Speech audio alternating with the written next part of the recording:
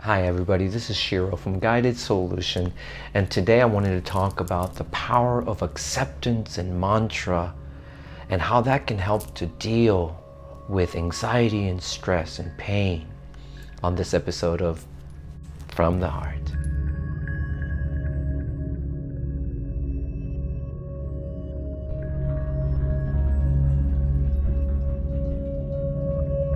So I just did a newsletter article, a blog, about anxiety and anticipation. And the difference between the two is interpretation, our belief, in particular to word like anxiety.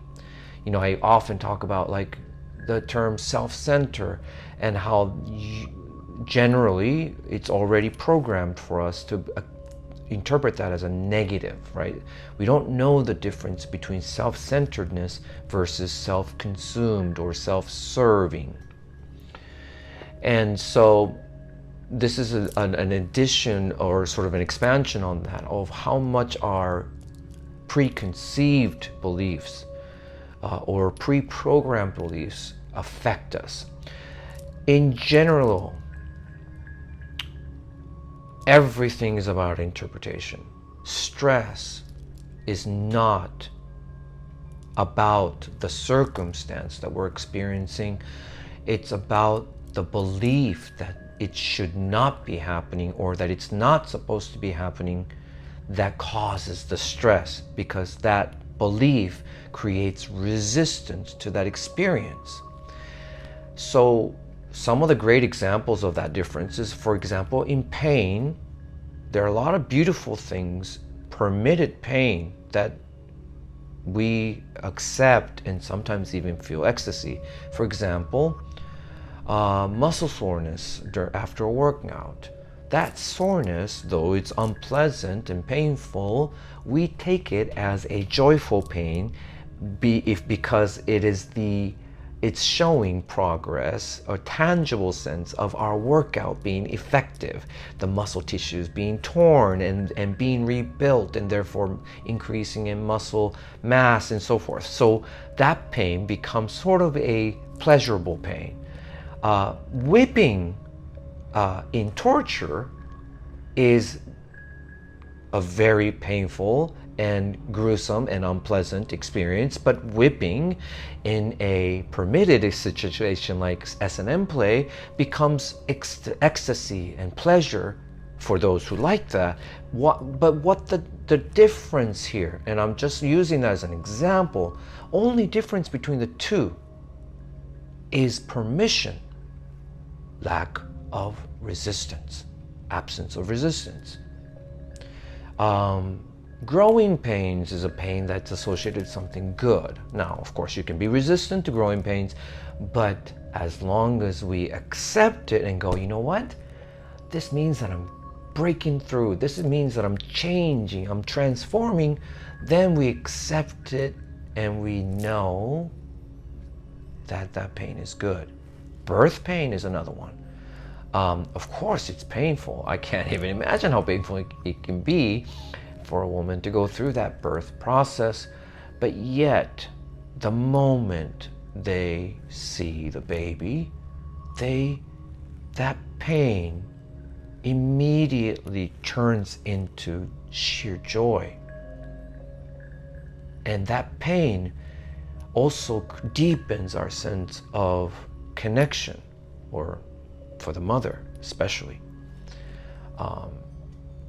to the child. That's uniquely different than how a father would ever be bonded to a child, and so forth. So there's a lot of difference between the two, even though pain is pain. Same thing with anxiety.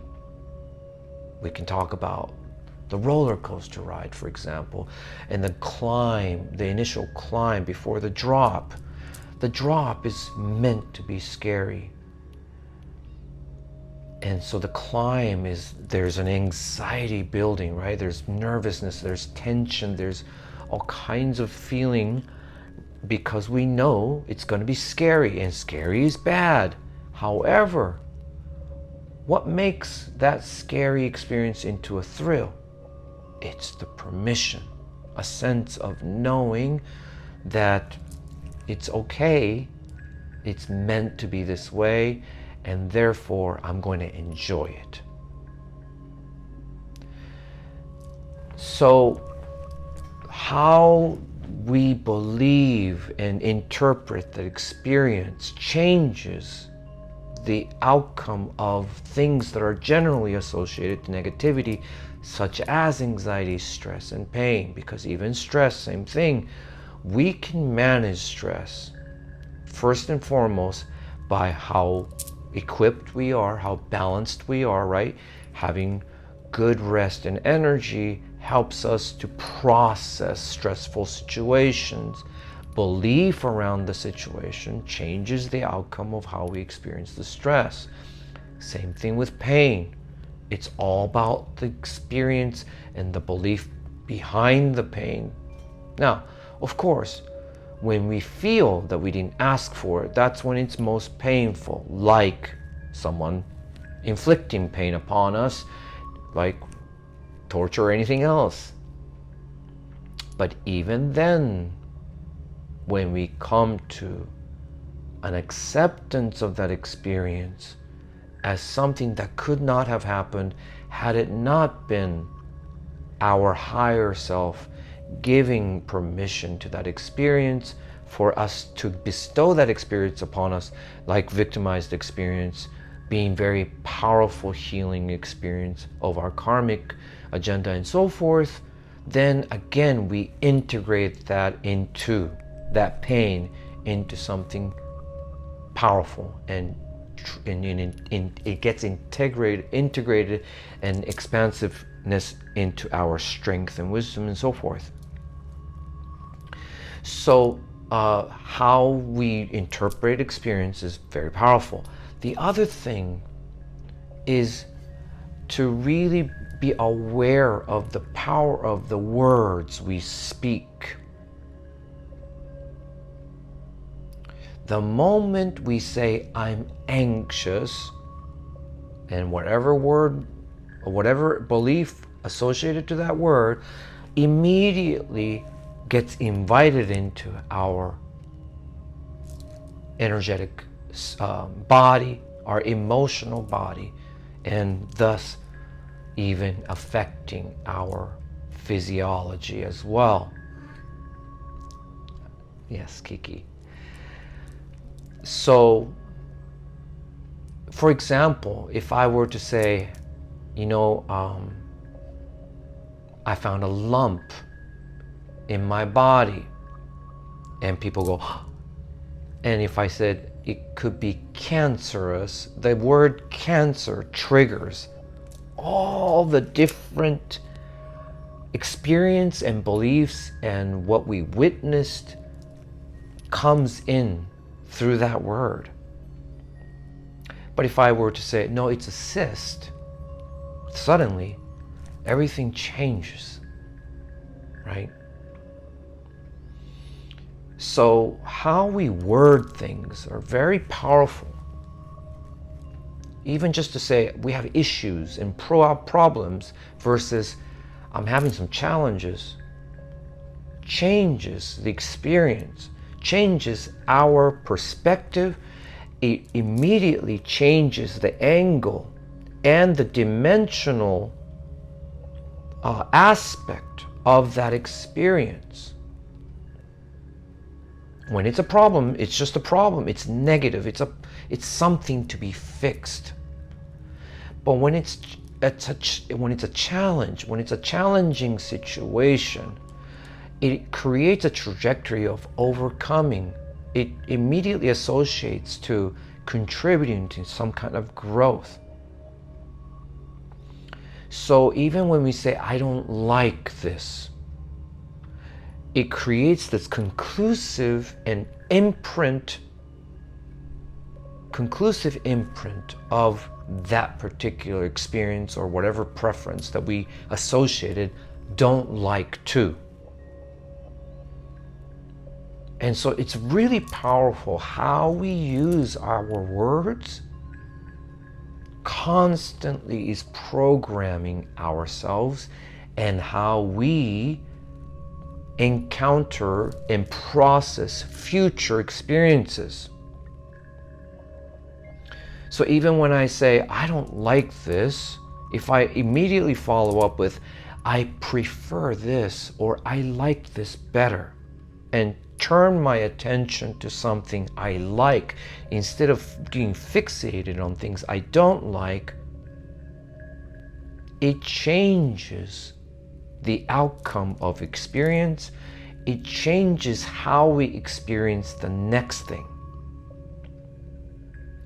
This is why mantras are so powerful, because we don't realize how much subconscious mantras we give ourselves just by mere habit of saying, oh, I'm trying though.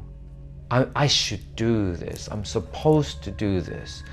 And that creates a constant mantra of how much we need to live in obligation to something else.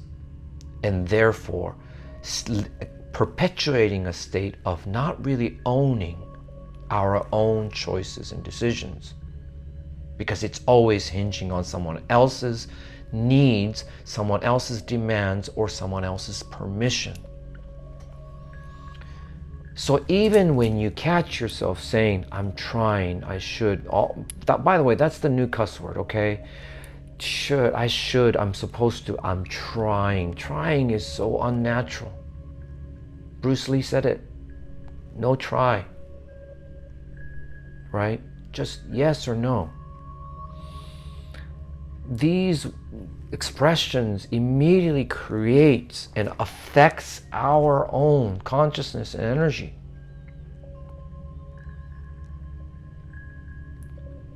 It doesn't mean that you need to deny what is really happening. If it's really bad and you want to say it's bad, it is bad. Then yes, wow, this is bullshit. This is really bad. This is really painful. I really, really hated that experience. That's okay. But do we end it there, or do we choose to take it and conclude it, give it closure with something that transforms that experience for the sake of how we cement or how we program ourselves to experience the next experience that comes our way? And so mantras like I accept, I release all expectations, and I accept all things, I'm attached to nothing, things like that, I am sovereign, things like that, mantras, it really begins to reprogram the codependence that we initially were programmed into this world. Life is happening to me versus life is responding to me. That's just mere difference of interpretation, and yet it changes what we yield from every experience, not only in our past and present, but it will change and literally will begin to change even the kinds of experiences we invite into our lives. Oh, I can't get a break. I suck at this. These things are just as much powerful of an affirmation to say, that's who I am. That's what I want to create more of. As much as it is to say, I am going to overcome this and turn this into strength.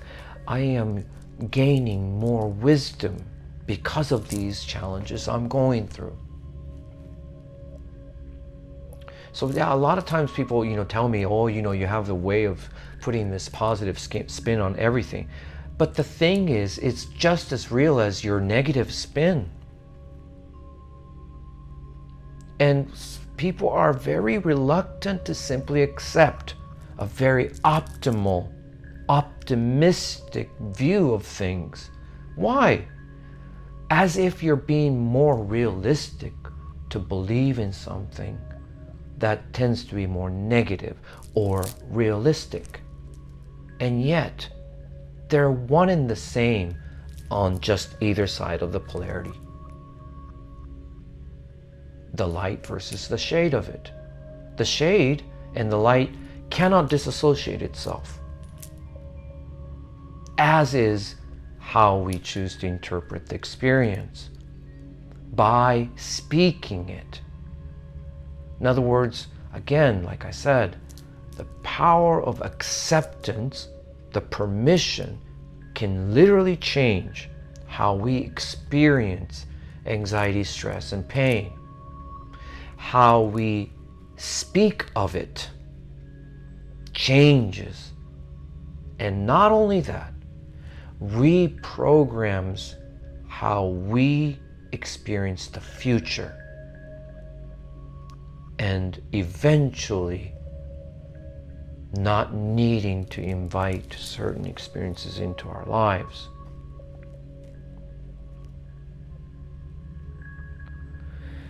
So this is sort of, continuation of my previous episode about confidence and insecurities, or how we're never victims. It's the same thing, but again, always reminded, and I can never drive it home enough, because this really comes down to how I began to transform my path, and how I literally changed to the way I navigate, and how consistently I now have peace, strength, and a sense of discernment, and also being done with certain experiences in my life, just by simply identifying the difference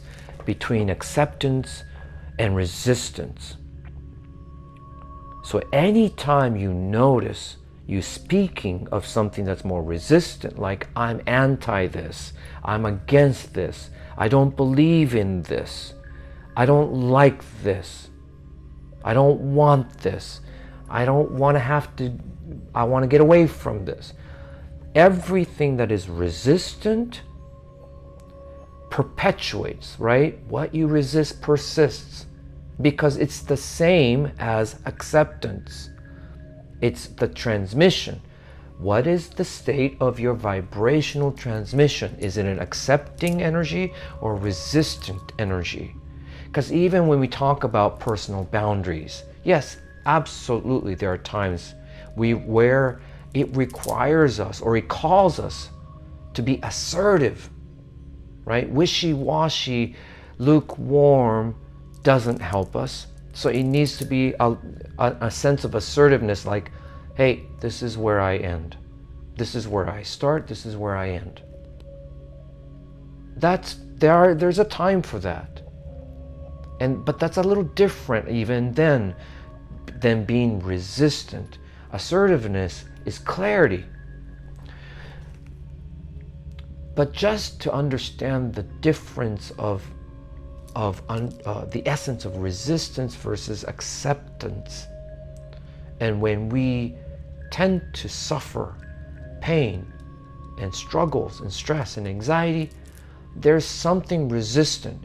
Even in chronic anxiety, for example, as far as what I have observed through the sessions where I've had clients that experience a prolonged or chronic anxiety from childhood even, there is usually some kind of karmic imprint of, when I get this sense of premonition of something great about to happen, or some great change, or something is knocking on my door, it was in my previous life experience a very tragic outcome, a very painful outcome. And so there's this knee-jerk reaction of, oh no, I don't like big changes. I don't want to. I'm cautious. I'm suspicious, and usually that kind of stance is associated to chronic anxiety, and usually I sense something knocking on their door constantly that they're resisting.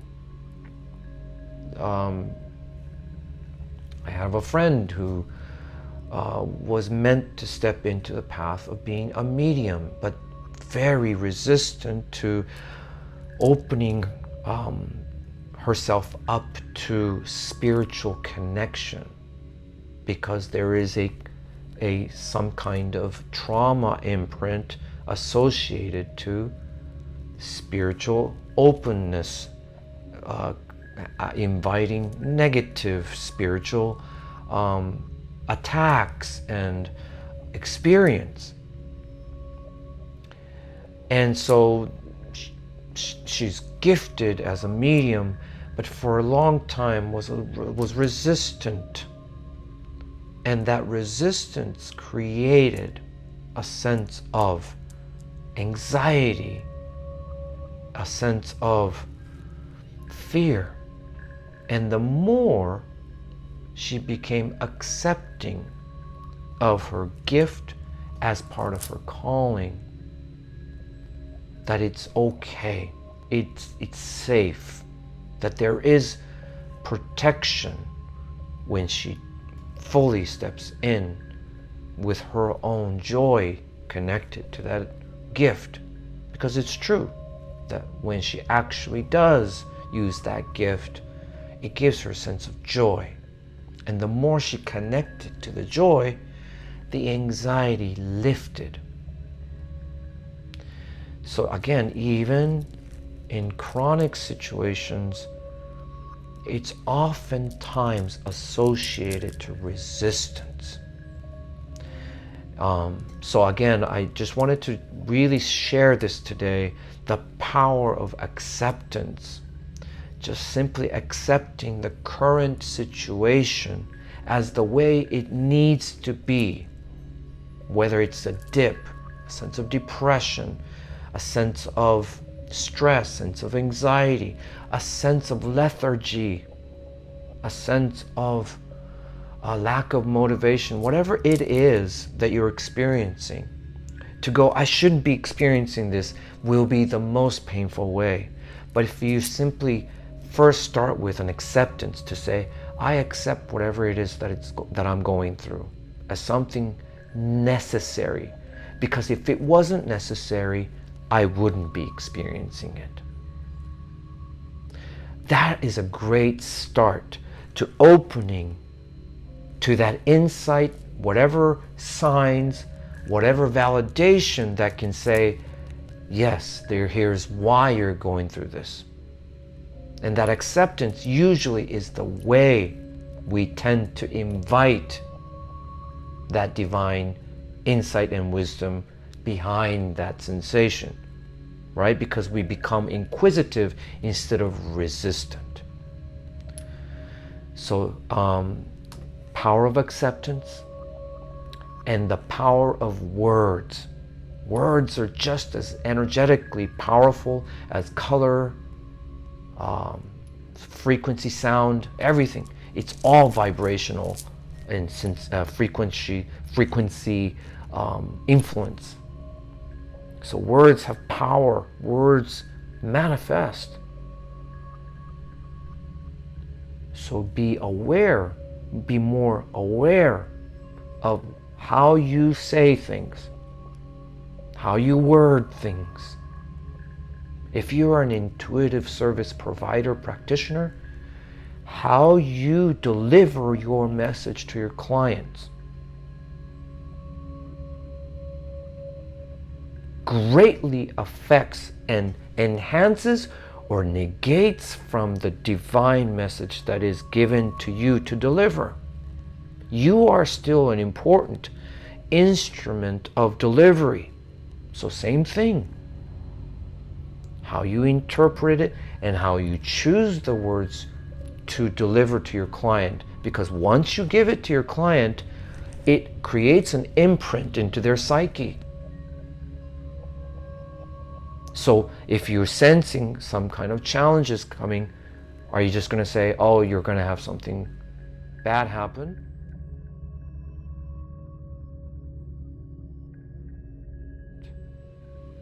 That when you do experience it, that you interpret this as something that needed to happen for your higher good.